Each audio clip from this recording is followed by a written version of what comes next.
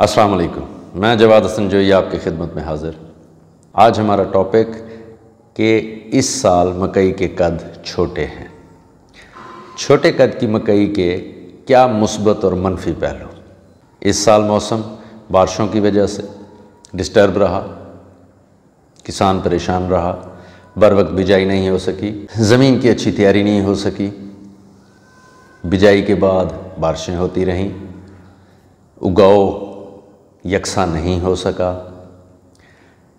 पहले ज़मीन की तैयारी बेहतर नहीं थी, तो बिजाई के बाद बारिशों की वजह से ज़मीन सख्त हो गई, सेल्ट हो गई, सेट मार गई, उसके मसाम बंद हो गए, कहीं पे सीड के ऊपर वाली मिट्टी ज़्यादा बह गई। ये ऐसे अवामिल थे जिसकी वजह से इस साल मौसमी मकई डिस्टर्ब है। लेट काश्त भी हुई। इसकी वजह से अमूमन ये देखने में आ रहा है कि पहले मकई की बढ़ोतरी बहुत स्लो थी, यानी मकई अपने वक्त मुताबिक बढ़ोतरी नहीं कर रही थी, जबकि उसे अच्छे न्यूट्रेंट्स और खाद और मुकम्मल उसका ख्याल रखा जा रहा था। उसके बावजूद वो बढ़ोतरी नहीं कर रही थी। इसकी वजह से इस बार मकइयाँ जब टेस्लिंग पे आ रही हैं तो उनके कद पिछले साल की निस्बत काफ़ी कम है। मेरे मुशाहिदे मुताबिक इस बार कहीं 7 फुट पे, कहीं 6.5 फुट पे, कहीं 7.5 फुट पे या कहीं 8 फुट पे अमूमन मकइयाँ अपना टेसल निकाल आई हैं। बहुत से दोस्त परेशान होंगे कि कद छोटा होने का पैदावार पर क्या असर होगा। आज हमारा टॉपिक यही है, इस पे डिस्कशन करेंगे, आपको इस पे तफसील से बताऊंगा।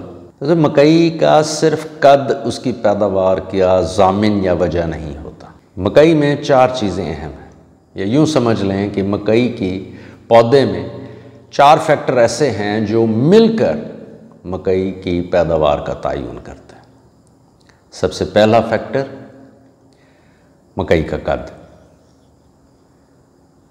अब यहाँ पे सवाल ये है कि मकई का कद कितना होना चाहिए कि वो समझा जाए कि ये अपना कद पूरा कर चुकी। तो यहाँ पे 2 चीज़ें हैं।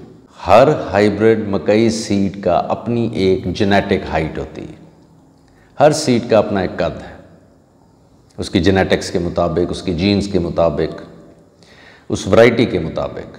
कुछ ऐसी वैरायटीज़ हैं जो लंबे कद की हैं, कुछ ऐसी वैरायटीज़ हैं जो दरमियाने कद की हैं। अभी तक छोटे कद की कोई वैरायटी मुतारिफ नहीं हुई हाइब्रिड कॉर्न सीड में। अब आते हैं लंबे कद की। लंबे कद की ज़्यादातर वैरायटियाँ बहुत लंबे कद की नहीं हैं। 30-60 लंबे कद की वैरायटी है। इसके अलावा तकरीबन मकई, हाइब्रिड मकई की वैरायटीज़ मोतदिल और दरमियाने कद की हैं। अब मोतदिल और दरमियाना कद कितना होता है? मोतदिल और दरमियाना कद के टेसल समेत मकई का कद 9 और 10 फुट के दरमियान। शाज़ो नाज़िर ऐसा होता है, अगर बहुत मुस्बत मौसमी हालात हों जो मकई के हक़ में हों तो मकई का कद 10 फुट से बड़ा हो जाता। नॉर्मली जेनेटिक्स ये हैं कि अमूमन हाइब्रिड वैरायटीज़ जो हैं वो 8.5 फुट की, यानी अगर मकई का कद 8.5 फुट हो जाए टेसल समेत, तो वो अपनी जेनेटिक हाइट मुकम्मल कर चुकी। उसकी जीन्स के मुताबिक, उसके जेनेटिक्स के मुताबिक ये भरपूर कद है। अगर आपकी मकई का कद 8.5 फुट है तो इसका मतलब कि वो जेनेटिकली सेहत के एतबार से, पैदावार के हिसाब से मुकम्मल कद कर चुकी। दूसरा फैक्टर विगर यानी टांडा। अगर टांडे की मोटाई, सरकमफ्रेंस बेहतरीन है तो ये पैदावार में अपना किरदार अदा करता। तीसरा फैक्टर पत्ते की चौड़ाई। अगर पत्ते की चौड़ाई अच्छी है, यानी कि एक पत्ते के सेंटर में से अगर उसकी चौड़ाई मापी जाए और वो 4 से 6 इंच के दरमियान है, 6 इंच बहुत आउट क्लास, ऐसा कम होता है कि पत्ते की चौड़ाई 6 इंच हो। अगर 4 इंच या उससे ज़्यादा है तो इसका मतलब है कि पत्ते की चौड़ाई बहुत अच्छी है। चौथा फैक्टर यानी कि मकई के पत्ते का रंग। अगर उगाव के 15 दिन से लेकर R4 स्टेज तक मकई के रंग, पत्ते का रंग इंतहाई गहरा सब्ज़ है, जिसे हम ब्लैकिश ग्रीन कह सकते हैं, या काली झाल देने वाला सब्ज़ रंग है, तो ये बेहतरीन रंग तस्वुर होता है। इसका मतलब है आपकी मकई सेहतमंद है। अब इनका आपस में तनासब क्या है कि हम किस तरह तयन करेंगे कि कद कितने % पैदावार का ज़ामिन है, विगर यानी टांडा उसकी सेहत और मोटाई कितने फ़ीसद पैदावार की ज़ामिन है, मकई के पत्ते की चौड़ाई कितना हिस्सा डाल रही है, और मकई का ओवरऑल रंग, अच्छा रंग, ये पैदावार में क्या किरदार अदा कर रहा है। अगर आपके 3 फैक्टर, विगर यानी टांडा, पत्ते की चौड़ाई और पौधे का 15 दिन से लेकर R4 स्टेज तक गहरा सब्ज़ रंग है, तो ये 90 से 95% आपकी पैदावार का तयन करते हैं। यानी अगर कद कुछ कम रह गया तो वो 5 से 10% अफेक्ट करता है, इससे ज़्यादा अफेक्ट नहीं करता।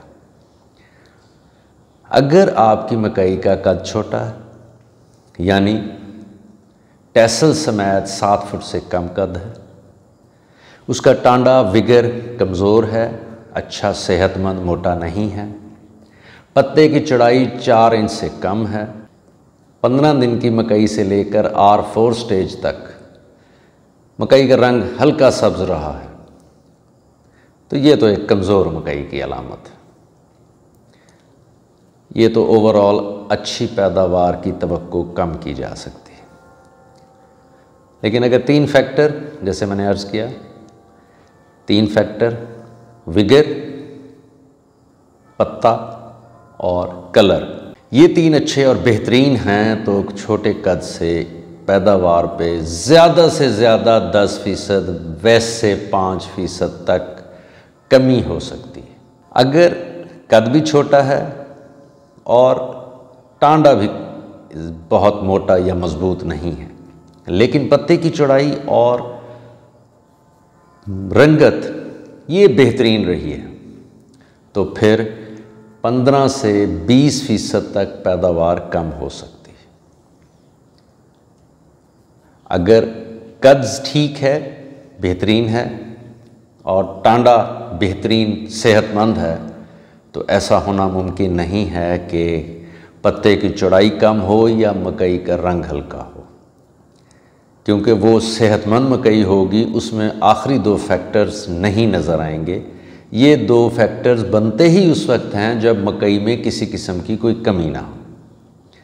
बहुत से दोस्त परेशान हैं कि उनकी मकई का कद छोटा है और वो टेस्लिंग स्टेज पर आ गई है। घबराने की, परेशान होने की ज़्यादा ज़रूरत नहीं है। आपके पास अभी भी वक्त है। आपके पास एक तरीका अभी भी मौजूद है कि टेस्लिंग स्टेज जब मुकम्मल हो जाए, क्रॉसिंग हो जाए, ग्रेन फॉर्मेशन हो जाए, यानी कि दाना बन जाए, उस वक्त मकई को थोड़ी सी नाइट्रोजन, थोड़ी सी पोटाश, थोड़ा सा सल्फ़र और थोड़ी सी जिंक अगर आप अप्लाई कर देंगे, तो ये थोड़े कद की जो हम 10% तवक्को करते हैं कि पैदावार कम होगी, ये मिनिमाइज़ हो जाएगी। यानी कि कद के असरात पैदावार पर इससे भी 5% से भी कम हो जाएंगे। यहाँ पे आप 25 kilo urea, 5 kilo water soluble potash, 1 kilo sulphur, 500 ग्राम से 1 किलो तक जिंक फ्लड कर दें। एक तो तादेर आपकी फसल सरसब्ज रहेगी, नीचे वाले पत्ते नहीं खुश्क होंगे, मकई का रंग हल्का नहीं होगा। दाना बनने के अमल में ग्रेन वेट जब बनता है, जब दाने का वज़न बनता है, उस वक्त सरसब्ज पत्ते उसको फ़ायदा देंगे, उसके वज़न में बढ़ाने में मददगार होंगे। इस चैनल को सब्सक्राइब करें, जब भी नई वीडियो अपलोड हो आपको उसका नोटिफिकेशन मौसूल हो। अपनी दुआओं में याद रखें। अस्सलाम वालेकुम।